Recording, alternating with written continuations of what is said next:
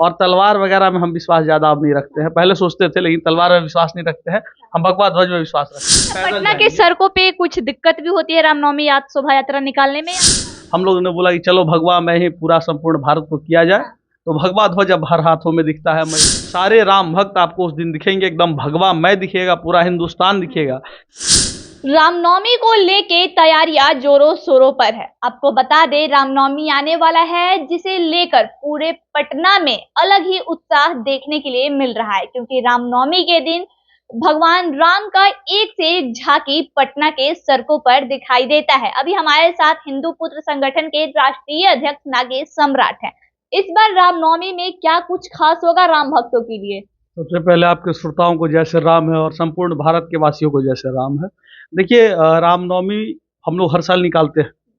रामलला के मंदिर के लिए भी हम लोगों ने आवाज उठाया सदैव, लेकिन राम जन्मोत्सव आ रहा है तो राम जन्मोत्सव को भव्य तरीके से मनाया जाएगा। हम लोग हर साल झांकी वगैरह निकालते थे, प्रभु श्री राम का प्रतिमा बनता था। उसी प्रकार फिर से पुनः हम लोग भव्य तरीका से राम जी का एक मतलब प्रतिमा बनाया जा रहा है।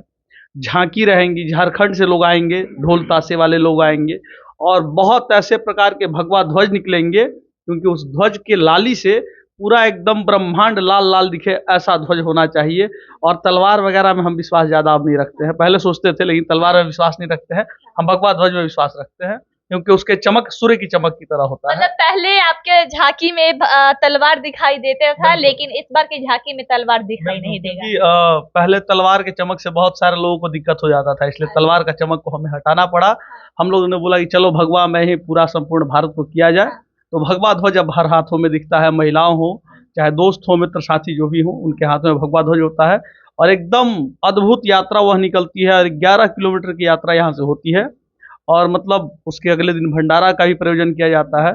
और हम संपूर्ण ब्रह्मांड में जितने भी लोग हिंदू हैं, उनसे यही प्रार्थना करेंगे कि आप लोग भी जहाँ भी रामनवमी शोभा यात्रा निकले, आप लोग सम्मिलित होइए और उस यात्रा को भव्य बनाइए, ताकि प्रभु श्री राम का जन्मोत्सव इतना अलौकिक तरीके से मनाया जाए, क्योंकि साल में एक बार आता है राम जन्मोत्सव। तो उस राम जन्मोत्सव को अगर हम लोग अच्छे से नहीं मनाएंगे, तो हमें सनातन धर्म का पालन करने में भी खोट महसूस होगा। कहाँ तक पहुंची रामनवमी की तैयारी? अभी हमारा लास्ट फेज में रामनवमी का तैयारी चल रहा है। मूर्ति वगैरह बन रहा है, झंडे वगैरह आज से लगने सब जगह शुरू हो जाएंगे, बैनर वगैरह, पोस्टर वगैरह प्रभु श्री राम का वो लगने शुरू हो जाएंगे। और हर माताओं बहनों तक यह संदेश पहुंच चुका है कि राम भक्त यहाँ से रामनवमी शोभा यात्रा निकालेंगे और उनको सम्मिलित होना है। अच्छा, पटना के सड़कों पे कुछ दिक्कत भी होती है रामनवमी शोभा यात्रा निकालने में, या बहुत कुछ कुशल से संपन्न होता है? कानूनी प्रक्रियाओं का बड़ा पालन करना पड़ता है, हम लोगों को ज्यादा पालन करना पड़ता है। जबकि हम लोग सांकेतिक भाषा से सब चीज समझते हुए भी शांतिपूर्वक आज तक यात्रा निकाला है हम सभी ने। और राम जी का कृपा ये रहा है कि हम लोग यात्रा को संगठित तरीके से निकालते हैं। किसी भी लड़के को किसी के ऊपर, किसी अनेक धर्म के ऊपर टीका टिप्पणी करने से भी रोक लेते हैं। ये हमारा संस्कार है। हम लोग गलत, जबकि हमारी संख्या बहुत ज्यादा होती है भीड़ में, फिर भी हम लोग मौन रहते हैं, क्योंकि हम लोग मर्यादा पुरुषोत्तम राम के मार्गों पे चलने वाले हैं। हम लोग वैसे मतलब मार काट करने वाले लोगों में विश्वास नहीं रखते हैं। हमारा यही प्रेरणा रहता है कि प्रभु श्री राम को समझिए, और प्रभु श्री राम को समझ करके यात्रा में सम्मिलित होइए, और हर लोगों को अपने धर्म के बारे में बताइए और जगाइए। और राम जी का उद्घोष करते हुए ये यात्रा श्री राम चौक डाक बंगला चौराहा तक पहुंचता है, और उसके बाद हम लोग हनुमान मंदिर पटना जंक्शन पहुंचते हैं। वहाँ प्रसाद वितरण वगैरह होता है, हमें भी प्रसाद दिया जाता है, और फिर हम लोग वहाँ से प्रस्थान करते हैं। अच्छा, जो भी राम भक्त इस झांकी में शामिल होंगे, उनके लिए क्या कुछ व्यवस्थाएं रहेंगी? सबसे पहले हमसे जितना हो पाता है हम उतना करते हैं। एक भगवा अंग वस्त्र हम जरूर देते हैं, और एक भगवा ध्वज उनके हाथों में रहेगा।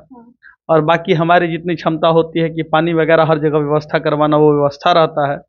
और माताओं बहनों के लिए आने जाने आवागमन के लिए गाड़ी का व्यवस्था करवा दिया जाता है, ताकि उनको कष्ट ना हो। क्या है कि 11 किलोमीटर जाना और पैदल 11 किलोमीटर आना माताओं के लिए बड़ा कष्टमय हो जाता है, तो इसलिए हम लोग व्यवस्था कर देते हैं।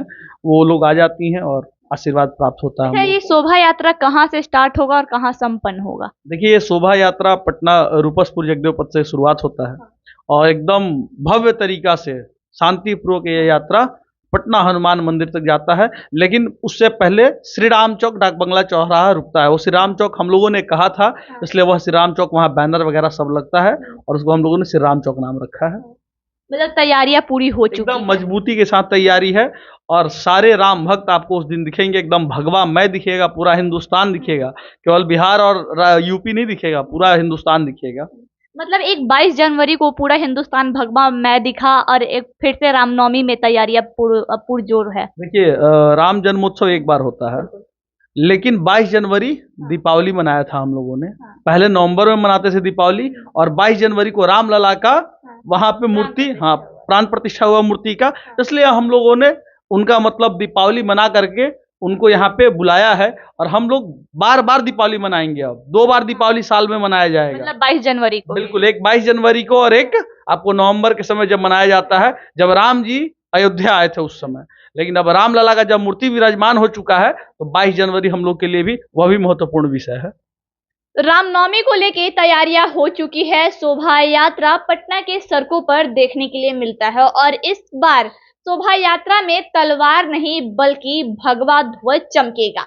अब देखना ये होगा कि शोभा यात्रा कितना भव्य होता है और कितने राम भक्त इस शोभा यात्रा में शामिल होते हैं। आपको बता दें, शोभा यात्रा रूपसपुर से निकलकर श्री राम चौक यानी कि डकबंगला चौराहा पहुंचता है। उसके बाद हनुमान मंदिर जाके समाप्त हो जाता है, और अगले दिन प्रसाद वितरण का भी जो कार्यक्रम है वो होता है। जिस दिन रामनवमी होता है उसके अगले दिन भंडारा का आयोजन किया जाता है, और रामनवमी के दिन पूरा पटना ही नहीं बल्कि पूरा भारत भगवा मय दिखता है। आई खबरों के लिए बने रहें। जय हिंद।